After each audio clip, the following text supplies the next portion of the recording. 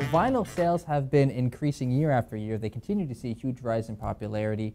Once again, the Record Expo returns, but now in a new location. So here to tell us all about this event, which is happening October 13th, is LeBlanc. Thank you so much for coming in.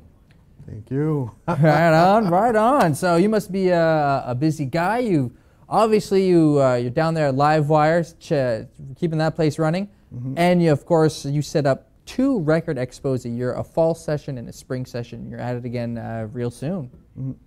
It's coming to a point they want me to do it 3 times a year. Are you, what? Oh my goodness. But it's busy. It's hard work. I would have to hire somebody else to help me. It's a lot of work. I mean, how many years is this? You know how long you've been? I've been doing since 2002. Wow. Yeah. Are you kidding me? So that is a long time. So since 2002, you've been at this for a while, 2 sessions a year, and now you're moving to a new location because you're just busting at the seams. Well, it's getting to a point I had to refuse 6 vendors last year. Wow. Like, I didn't have the space at all. Like at the old location at the Crown Plaza, there was only 50 tables. And it felt claustrophobic. Like people were running down aisles and there was only maybe 2 feet of aisle space. No way. But now at the Moncton Lion Club, there's 9,000 square foot and you could fit 75 to up to 80 tables. Oh yeah. And they're big tables, they're 8 feet.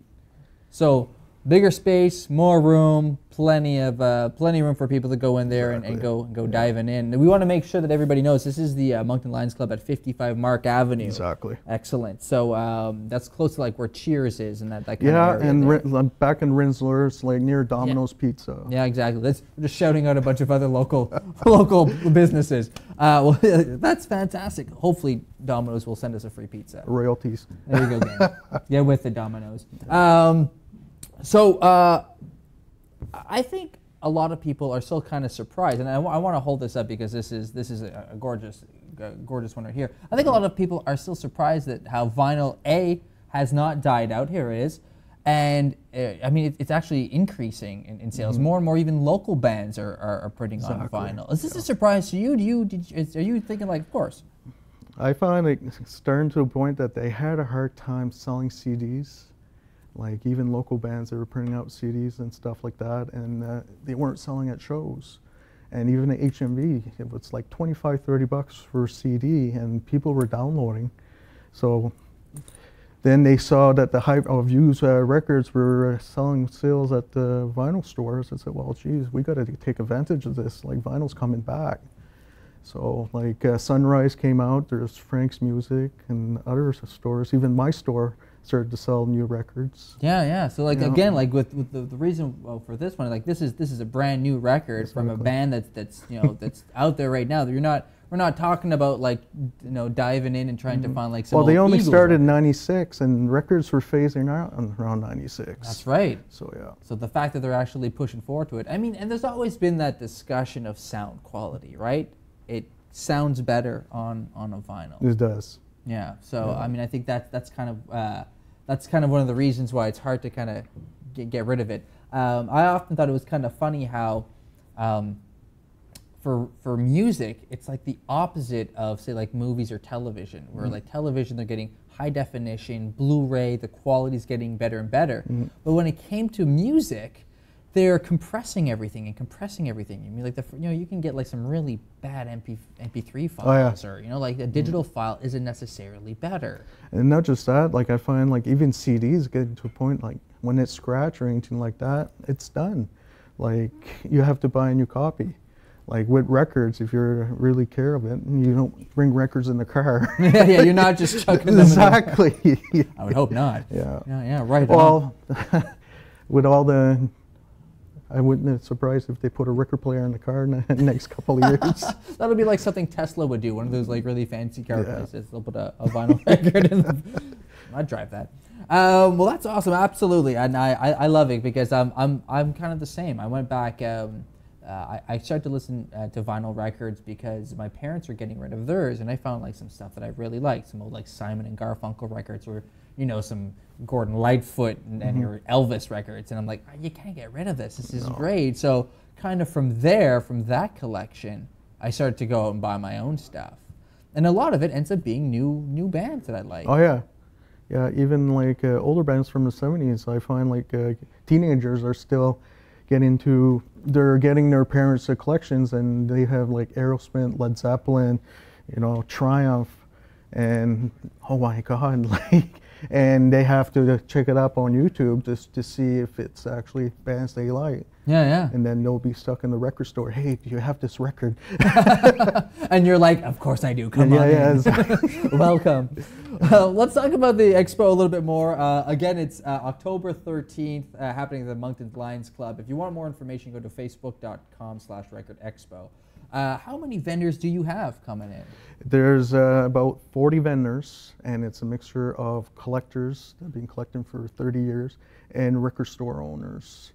And we're getting like Halifax, St. John, Fredericton, and as far as Quebec. Oh, wow. There's one guy from Quebec that's coming down. He does shows in like Seattle, Boston, and all that. And he came for the first time last year and said, I got to do this. Like, oh, really? He was surprised on what he sold. Like, he had only metal and punk records, and he did pretty good. Oh, well, there you go. Yeah. Well, let's stick on that topic. If what can people find there? Is it just one genre? Is it anything? Like what kind of, if you have a particular musical taste and you show up, are you going to be satisfied with what you find? Oh, definitely. Like a couple people that I saw, even there's people have their shows on YouTube and they'll show off what they got at the record show.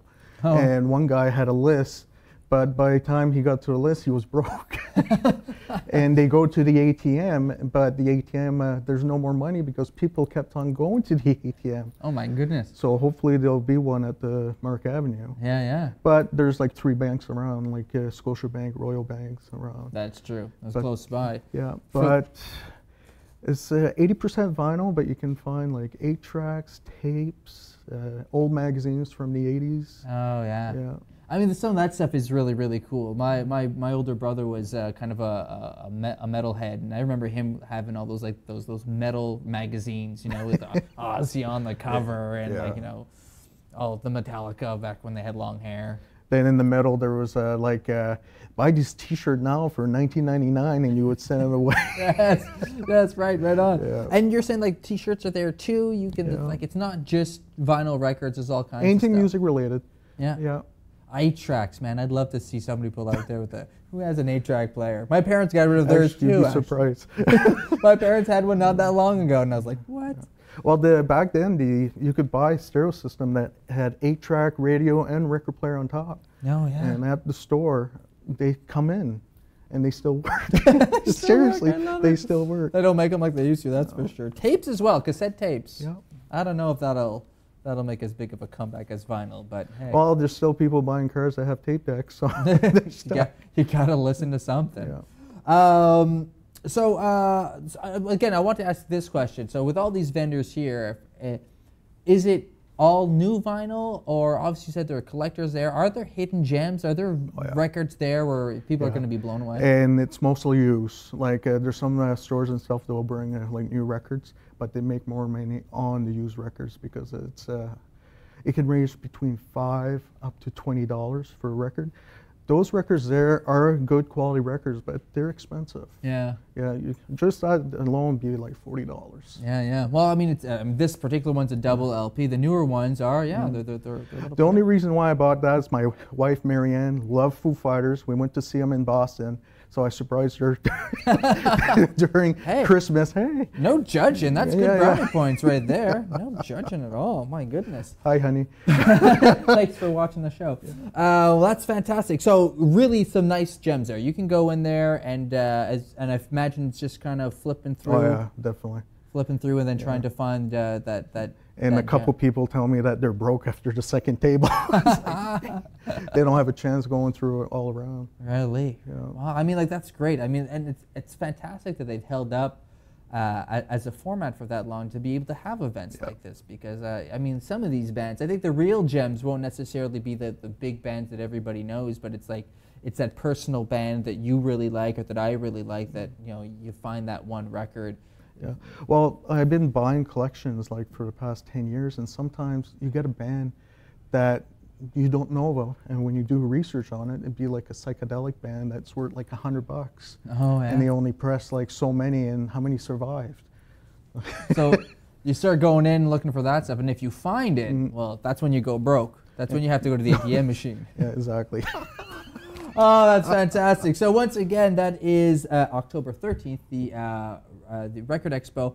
Facebook.com/Record Expo. That's where they can find information. Yep, Record Expo Moncton. I imagine they can find out some stuff at Livewire as well. Yep.